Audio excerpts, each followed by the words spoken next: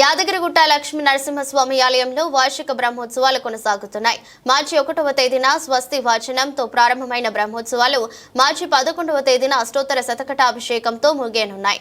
5వ రోజు బ్రహ్మోత్సవాల్లో భాగంగా ఉదయం మురళీకృష్ణుడి అలంకార సేవపై భక్తులకు దర్శనమిచ్చారు. లక్ష్మీ నరసింహుడు రాత్రి పొన్న వాహన సేవపై దర్శనమివ్వనున్నారు. యాదగిరీశుడు లక్ష్మీ నరసింహుడిని శ్రీకృష్ణ అలంకారంలో వివిధ రకాల పుష్పాలతో నయనమ మనోహరంగా మగ్ధముద్రులతో అలంకరించి వేద మంత్రాల వేద పారాయణలు మంగళ వాయిద్యాల నడుమ ఆలయ తిరువీధుల్లో ఊరేగించి ప్రత్యేక పూజలు చేశారు. ఆలయ అర్చకులు శ్రీ మురళీకృష్ణుడి అలంకార విశిష్టత తెలిపారు. ఆలయ ప్రధాన అర్చకులు నల్లందిగల్ లక్ష్మీ నరసింహాచార్యులు అలాగే 7వ తేదీన ఎదుర్కోలు, 8వ తేదీన తిరుకల్యాణం, 9వ తేదీన రథోత్సవం నిర్వహించనున్నారు.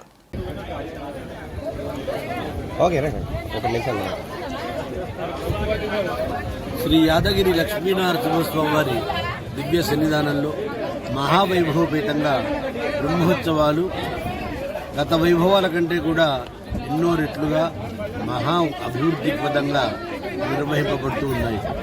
5వ రోజు నిత్య పూజా కైంకర్యాలన్నీ యథాప్రకారం జరగగానే స్వామివారిని మురళీకృష్ణుడిగా అలంకరింపజేసి ఆస్థానం చేయడం జరిగింది.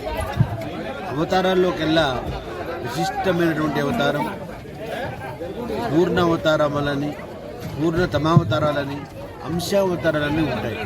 పూర్ణావతారాల్లో ప్రధానమైన నారసింహం, తర్వాత రామం, తర్వాత కృష్ణుడు.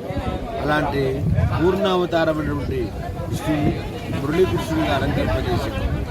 ఆ కృష్ణస్తు భగవాన్ స్వయం, భగవానుడే స్వయంగా కృష్ణావతారం ధరించి వచ్చాడు కాబట్టి వారి గీతను మనం కనుక పారాయణం చేసుకున్నట్టయితే మన ముఖంలోని గీతలు మారి మన వ్రాత చక్కగా అయ్యి మనం మోక్షం పొందుతామనే అర్థం ప్రమార్థం కూడినటువంటి అలంకారాన్ని సేవించిన అందరికీ కూడా మా స్వామివారి యొక్క ఆశీర్వచనములు.